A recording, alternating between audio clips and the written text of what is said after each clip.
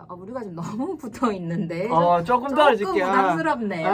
네. 오늘은 어떤 뉴스를 봤냐면 주담대 주택담보대출 그 금리가 지금 8%까지 네, 8%. 상단이라 그러면 그 범위가 있죠. 그래서 5%에서 신용이 안 좋으신 분들 저신용자분들은 지금 대출 받으면 8%죠. 네, 변동금리로 8%까지가 넘었다. 올해 네. 상반기까지도 네. 금리는 오른다는 게 사실이죠? 정설에 가깝죠. 음. 네, 지금 미국 연준에서 소수 의견으로 6%까지 나온 걸 보면 결과적으로 지금보다 한 두세 번은 올릴 수 있다는 얘기죠. 위기 그 자체고요. 지금 우리는 3.25%예요. 아, 지금 미국은 기준금리 상당히 4.5%니까 1.25% 정도 갭이 있는데 그 갭이 좁혀지기가 조금 힘들어요. 그래 보면은 우리가 2022년도가 참 어려운 해였다는 것이 그렇죠. 거의 뭐 매달 네. 금리가 그렇죠. 매달 올랐죠. 거의 매달 올랐어요. 그쵸. 1월에 올랐고요. 2월, 4월, 5월, 7월, 8월, 10월, 11월 8번 올랐어요. 네. 8번이면 한 달 걸러 한 번씩 거의 오른 거죠. 그러니까 2022년도 1월 달에 기준금리가 1.25였는데 딱 2% 올랐네. 1년 동안. 네네네. 2% 올랐고 올해도 조금 더 오를 거라고는 예상이 되긴 하는데 그게 오르면 조금 많이 무서울 거예요. 근데 지금에서 2.7% 따라가면 아까 상단이 8%라면서요. 그럼 11%죠. 대출 금리가 오르니까 네. 부동산 시장이 막 그렇죠. 꽝꽝 얼었어요. 잔뜩 얼었죠. 네. 네. 그래서 네, 이제 규제 지역 없죠. 네, 그거를 다 풀고 네. 뭐 용산, 강남 뭐 네. 용산하고 강남 3구를 빼고 전국 규제를 다 해제했어요.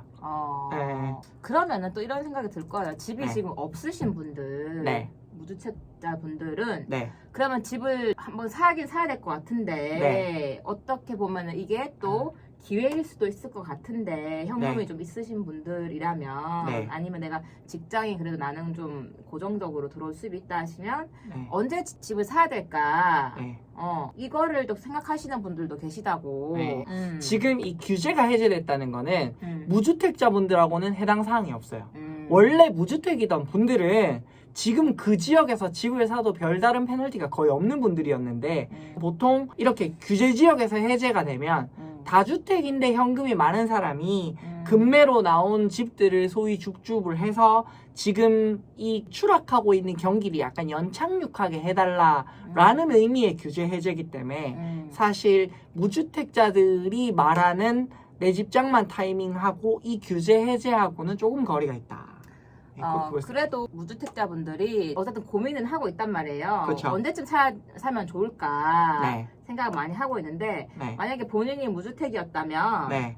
지금 집을 살 것 같았어요? 어땠을 것 같았어요?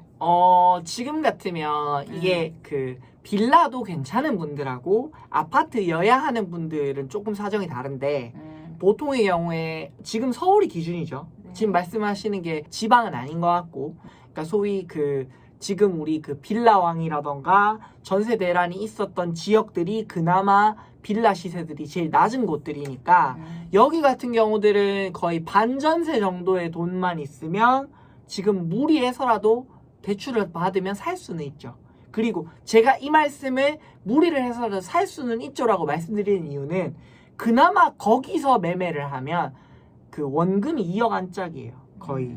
그래서 그 정도면 어지간한 금리라도 버텨가면서 실거주하면서 할 수 있는 수준이다. 근데 그 수준을 넘어서 소위 뭐 아파트 언저리까지 가시려는 분들은 그래도 좀 더 기다리셔야 된다. 왜? 현금이 없으실 테니까. 네, 맞습니다. 현금이 없다고 어떻게 생각하세요? 보통 지금 현금이 있는 분들은 위기라고 생각을 안 해요. 그래서 지금은 냉정하게 생각했을 때 중간계층이 거의 없다고 봐야 돼요. 현금이 없고 어느 정도 지금 전세 위기에서 노출되신 분들이랑 아니면 다주택이라서 자산 하락을 걱정하시는데 지금 정부에서 말하는 규제를 해제해 줬을 때 좀 집을 사주세요 하시는 분들이랑 위기 상황에는 이 두 가지 계층 위주로 생각을 하게 돼요. 네. 그러면은 어떻게 책 선생님 같은 경우는 규제가 풀린다. 네. 집을 하나 더 구매하실 생각이 있나요? 저 일단 그 정도 현금은 없고요. 네. 그 정도 현금이 있었으면 저는 이제 그 이럴 때 배당주를 넣어놓죠. 네. 요때 배당주를 넣어놓는 게 의미가 있을 수 있는 게 모두가 하락하는 타이밍이라고 하니까 결과적으로 몇 년이 됐든 돌아온다라고 생각하면 돌아왔을 때는 현금 흐름으로 승부를 해준다라고 했을 때 지금쯤 배당주에 들어가는 건 없다 셈 칠 수 있는 돈만 들어가는 정도는 가능하지 않을까. 저는 뭐 그런 생각하죠. 그렇군요. 근데 아무튼 근데 지금 금리가 올해 상반기에도 계속 오른다고 봐야 되기 때문에 그렇죠. 집이 없으신 분들도 조금은 기다렸다가 현금으로 다 살 수는 없잖아요. 그렇죠. 그렇기 때문에 무주택자분들은 조금만 네. 더 몇 개월 더 지켜보면서 네. 들어가시는 게 좋을 것 같다라는 생각이 들고 만약에 현금이 조금 있는 분인데 내가 변화를 추구하고 싶은 경우다. 그럴 경우 오히려 차는 괜찮아요. 차는 지금 보면은 경매 시장에서도 불황이 되게 심해서 중고차 시세가 전반적으로 굉장히 많이 내려가 있거든요. 그래서 만약에 내가 집을 살 정도의 현금은 아닌데 내가 실사용해서 한 차를 오래 탈 목적으로 차를 산다. 그러면 예전에도 감가가 심했던 소위 가성비가 높은 중고차들은 지금 사면 가성비가 진짜 높아요. 근데 우리 작년에 여름에 네. 아주 침수가 네네네. 상당했잖아요. 네네네. 그런 것 때문에 불안하다 하는데 침수차 걱정? 네. 네, 침수차 걱정에 대해서는 이제 다른 유튜브들 조금 찾아보시면 침수차 구분할 수 있는 방법 이런 거 나와 있으니까 그 뭐 정비 이력 같은 것도 확인할 수 있고 그리고 기본적으로 침수차를 정비를 할 때 하고 닦을 때 닦더라도 못 닦는 부위들이 몇 군데가 있어요. 뭐 안전벨트라던가 뭐 요런 저런 그러니까 안전벨트는 닦기는 힘들고 교체하면 티가 나는 그런 데라서 그런 것들 어느 정도 조심을 하시면 피할 수가 있겠다. 근데 요새 신차나 리스 네. 이런 거는 이자가 아주 높아져가지고 네, 거의 저신용분들은 10% 넘을 수 있어요. 네, 막 네. 11%까지 오고 사람들이 취소하는 주문해놨다가 취소하는 경우가 네네네. 생기고 그렇더라고요. 그래서 신차 시장도 많이 얼어붙었죠. 음. 그래서 특히 그 불이익을 가장 심하게 보는 회사가 테슬라예요. 테슬라 차가 취소율이 되게 높아요. 본의 아니게. 그래서 지금 보면 해외에서는 뭐 그런 거 많아서 할인 프로모션도 하고 있고 여러 가지 상황이 벌어지고 있는데 그거는 모든 신차 시장에도 해당되는 상황이라고 할 수 있겠다. 그렇다. 근데 아무튼 우리가 지금 한 6개월 정도는 조금 현금을 모아가면서 네. 이 기회를 조금 보는 게 나을 것 같다. 네. 그러면은 이 오른 금리가 네. 언제쯤 내려갈까요? 뭐 미 연준 의장 아니시지만 네네네. 우리 방구석 소수 의견은 낼 수 있죠. 네, 우리 방구석 부천 방구석에서 네. 소수 의견 한번 그쵸. 내보시죠. 소수 의견을 언제쯤 내면은 내려갈까요? 올해 안에는 불가능하다. 네. 이게 결국은 시중에 있는 현금이 회수가 될 만큼 시간이 지나야 되는데 미국 분들이 생각보다 현금이 많으세요. 미국의 주담대를 받으신 분 중에 지금 대출 받는 분이 아니면 타격이 없어요. 왜? 그분들은 거의 다 고정금리예요. 그러니까 미국은 하우스론이 거의 그쵸. 고정금리였더라고요. 그쵸. 근데 그 말인즉슨 지금 새로 갈아타지만 않으면 금리 상승을 경험할 일이 거의 없어요. 그리고 또 이번에 또 기사에서 봤는데 네. 미국은 이제 물가가 오르니까 네. 회사에서 직원들한테 네. 임금을 많이 인상해줬더만. 그쵸. 임금 인상 러쉬가 한동안 되게 심했어요. 왜냐면은 코로나 직후에 은퇴해서 빠진 인력들이 되게 많았거든요. 근데 지금 팬데믹 상황에 와가지고 셧다운이 많았잖아요. 그럼 어딘가에는 폐쇄했고 어딘가에는 해고를 했는데 다시 돌리려고 하니 생각보다 고용시장으로 리턴하시는 분이 그렇게 많진 않았거든요. 그래서 보면은 미국 관련 다큐들을 보면 채용 공고가 엄청 많다는 얘기가 한동안도 있었어요. 그러니까 이게 또 임금을 많이 올려주니까 기업에서는 돈이 인건비를 많이 나가다 보니까 그거를 또 제품 가격을 올려가지고 그쵸. 회수를 할 거라 생각을 하고 네. 그럼 제품 가격이 올라가면 또 물가가 오르고 물가가 오르고. 물가가 오르니까 또 회사는 또 직원들한테 또 올려주고 하다 보니까 이거가 악순환이 벌어졌죠. 된다. 그래서 네. 미국은 뭐 지금 금리를 올려도 네. 크게 타격을 받는 느낌이 없고 보통은 기업들이 타격을 받죠.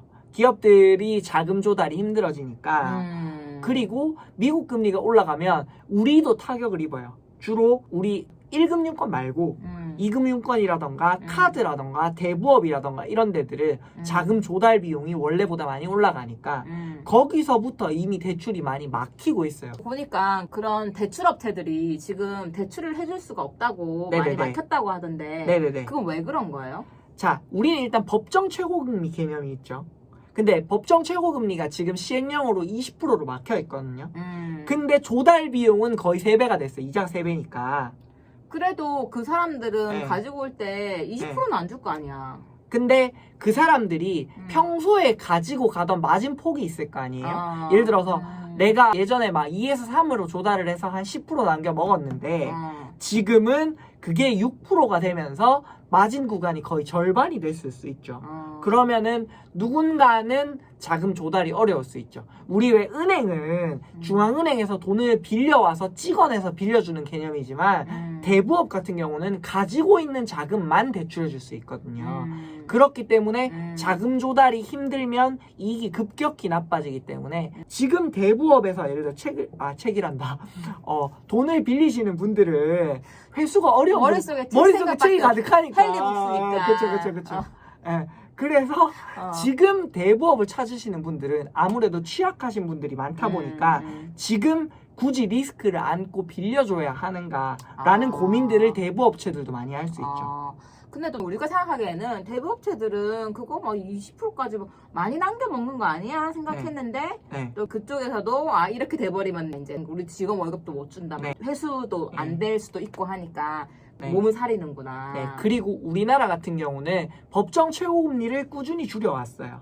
저희가 20대 초반 뭐 2년 전 이럴 때는 1년이 10년이거든요. 2년 전이면 2년 전에 이제 박신양 주연의 쩐의 전쟁 할 때는 대한민국 법정 최고금리가 66%였어요. 그거를 단계에 걸쳐서 조금씩 줄여서 지금 20%가 된 거예요. 그래서 그 중간 과정에서 대부분의 일본계 대부업체들 철수했어요. 우리 왜 러시앤캐시라던가 옛날에 뭐 사나머니라던가 그게 일본계가 많았더라. 그게 일본계가 되게 많았는데 그 일본계 자금들이 지금은 대면 영업을 안 해요. 그러니까 일반인들을 대상으로 하는 개인 대출은 철수한 지가 오래됐어요. 그럴 정도로 우리가 지금 66에서 20까지 내려왔다는 건 그 사람들 시장이 많이 좁아졌다는 거죠. 아니 근데 66%면 그건 진짜 좀 심했죠. 칼안 든 심했죠. 강도지. 네. 지금 20%도 너무하다 싶기는 한데 근데 보시면 우리 현금카드 서비스 있잖아요. 그것도 연 15%인 네, 15%예요. 네, 그래서 전 예전에 막 모를 때는 그냥 그게 그런 것들이 그쵸. 높다고 생각 못하고 네. 너무 편리하잖아. 이분 입장에서는 그때는 그게 ATM이었어요. 그 ATM처럼 쓴 거야. 네. 뭐 연애 15%라도 뭐 한 달 뒤면 갚으니까 그게 뭐 소소하니까 한 10만 이자 원, 물었다 20년 치면, 뽑으니까. 근데 한 1,000원 물었죠. 근데 그걸 지금 생각하면은 내가 그 돈을 왜 위험하죠. 주냐는 거야. 네. 그 1,000원에다가 그거 ATM 이용료 또 1,000얼마, 1,500만 원인가 하거든. 네. 그리고 결정적으로 현금 서비스를 받으면 신용등급이 내려가요. 네. 그게 제일 커요. 그때는 그런 거에 대한 관념이 없으실 때라서. 없었으니까. 네. 네, 그래서 돈 공부를 시작하고 신용 그 점수가 많이 지금 올랐어요. 네. 아무튼 이제 금리가 올해 상반기에도 계속 올라갈 수 있고 네. 내려간다 하더라도 이게 갑자기 확 내려가지 않기 때문에 그렇죠. 아무튼 올해는 우리가 조금 지켜보면서 네. 현금을 모아가면서 네. 몸을 조금 사리는 거 네. 공부하면서 기회를 살피는 거 이렇게 가져가야 될 것 같네요. 오늘 굉장히 태도가 마일드 하시네요. 말투만 유한 게 아니라 메시지도 유해졌어요. 메시지도 유하게 갔어요. 네. 오늘 제가 또 이렇게 셔츠를 입고 왔기 때문에 의상도 유하다. 네, 바지는 잭시미스 또 입고 왔지만 그 얘기 안 했으면 아무도 몰랐을 텐데. 상관 씨는 또 이렇게 점잖게 해왔기 때문에 그렇죠. 이렇게 마일드한 그쵸. 솔루션으로 그렇죠. 오늘은 오늘은 유한 그 작가 컨셉으로 유한 킴벌리 신감도 냈고 하니까 이제 좀 유해져야죠. 유한 킴벌리의 광고를 좀 원한다. 유한 킴벌리 얘기하면은 또 한 트럭 나오죠. 거의 그러면 바로 유한 킴벌리 얘기 다음 시간에 유일한 박사님 얘기 한번 가도록 하겠습니다. 네. 오랜만에 또 네. 그럼 한번 가보죠.